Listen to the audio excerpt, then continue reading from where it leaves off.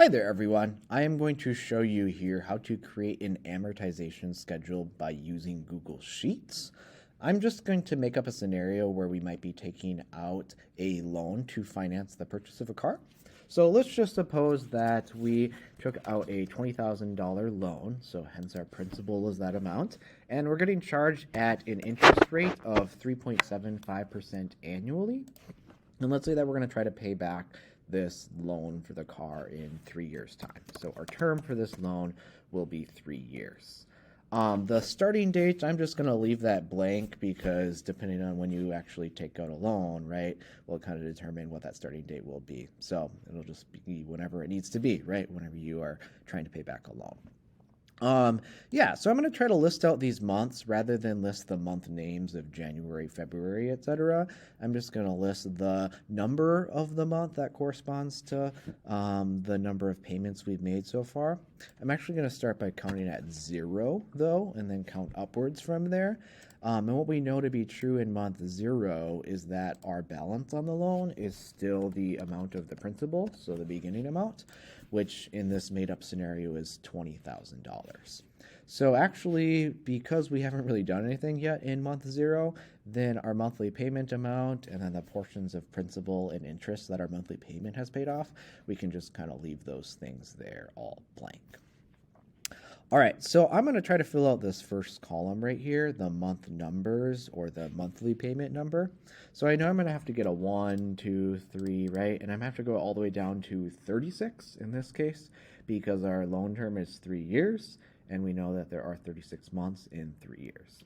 So rather than sit here and type out 1, 2, 3, that sort of thing, which becomes really cumbersome, Excel and Google Sheets and other spreadsheets allow us to do things efficiently by using rules and formulas. So I'm actually going to create a rule or a formula to generate all of these numbers, 1, 2, 3.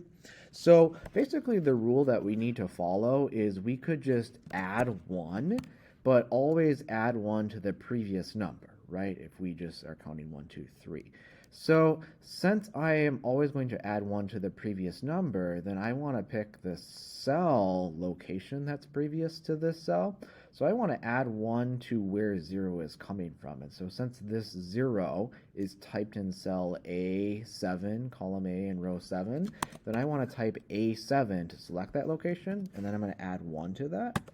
And then that's just going to generate the number 1. So now I can actually apply this rule to a bunch of cells below it. If I click on this cell and then I move my cursor to the bottom right corner where now it forms a black cross instead of like the arrow for my cursor. And then if I click hold and then drag this down, you can see that it just starts to follow the rule, right? So to get this number 2, it actually took cell A8, the cell previous, and always adds 1, right? So yeah, then I just can go down and go to the bottom right corner and drag this as far as I need to go until I get it to go to 36 months. Beautiful. All right. So in order to get the whole amortization schedule established, I'm going to need to figure out what I'm actually paying per month. And so as we've learned, we have this monthly payment formula right here that allows us to figure that out. And I've actually already done the work on that end right here by plugging in the principal of $20,000, the APR of 3.75%, and then the term of 3 years. And it turns out that this is how much we're going to have to pay monthly. Now, to actually make sure that it gets paid off within the 3 years' time, we're going to have to round up that cent to be 26 cents. So therefore, right here, I can denote that $588.26 is how much I'm going to need to pay every month. So my monthly payment amount then can be $588.26, and that's how much is going to be all 36 times that we pay this loan. Now, actually, I typed that in the wrong cell location because we're not paying it in month 0, so I need to start it there because that's when we're going to make our first monthly payment. So since this is going to stay the same, I can actually just click on the cell and then go to the bottom right corner and just drag this down, and then it'll copy it to all of those cells since that's how much we're going to pay each month. All right, so the next thing that we're going to want to do is we're going to compute the amount of interest that we get charged in each of these 36 periods. So right here, where I just clicked into that cell, I'm going to compute the amount of interest that we get charged. So I'm going to type equals because we're going to create a formula. And so what we know about the interest is we always get charged at this 3.75% rate annually. But if we're only going to get charged just for this first month, it should be the periodic rate. So it should be 3.75% divided by 12. That percentage we're going to get charged at. And that's going to multiply with always our previous loan balance. So previous to month one, we're going to charge the $20,000.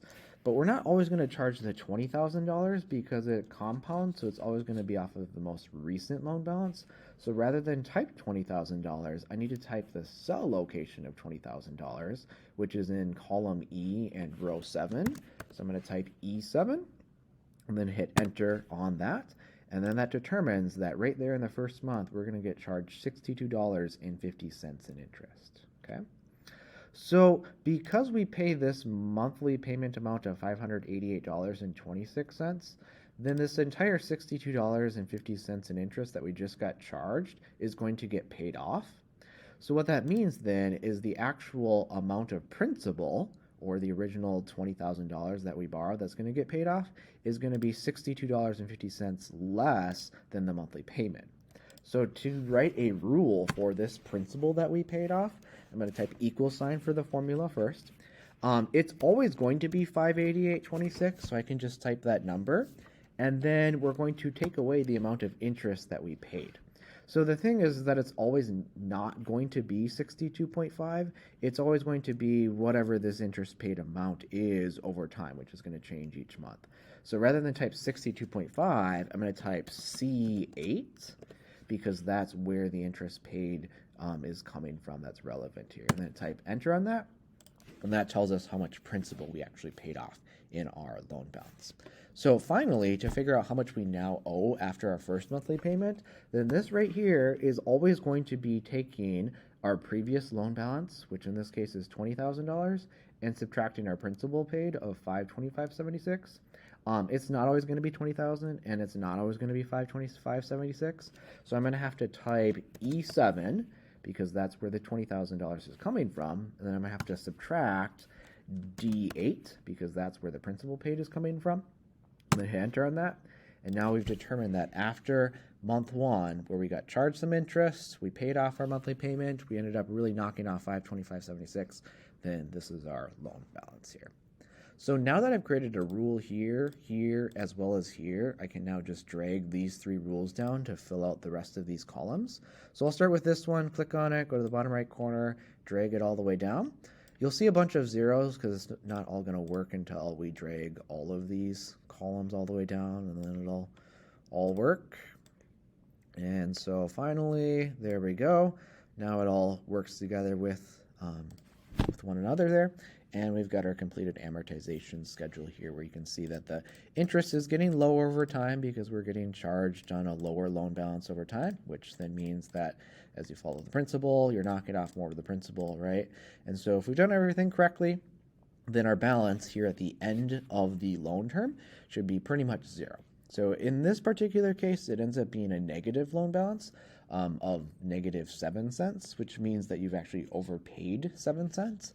So what you could do then in actuality is this last monthly payment, you could make it a little bit of a smaller monthly payment to end up with just a loan balance of zero, so you wouldn't have to worry about, the refund aspect of things. So if you decrease this monthly payment amount by 7 cents, it would end up being $588.19.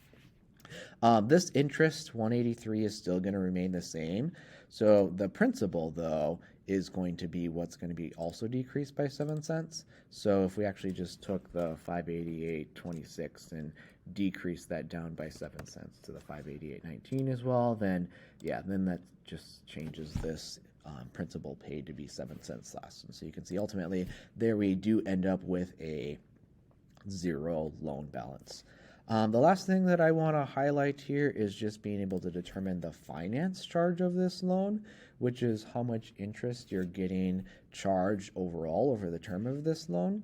So off an amortization schedule, you could just take the interest paid amounts that you pay each month and add these all up. So if I wanted to add all of these amounts together, there is a rule or a function you can use in Google Sheets or Excel. So right here in this cell, I'm going to do that. And the rule that you use after you type the equal sign is the sum function. And after you type sum, you can type the beginning cell. So in this case, it's in cell C8. And then the end cell, which is in C43. And between those two cells, you can put a colon, and then it'll add up all of the amounts in those cells. And then you can hit enter on that. And it tells you right there that $1,177.29 is the total amount of interest that you got charged, right? So basically what that means, right, is that to pay back this $20,000 loan, you paid back all of the $20,000 in principal along with this amount of interest. So really you paid $21,177.29 to pay back the loan. So yeah, I'll just type up there that our finance charge was that amount, and then our amortization schedule here is complete.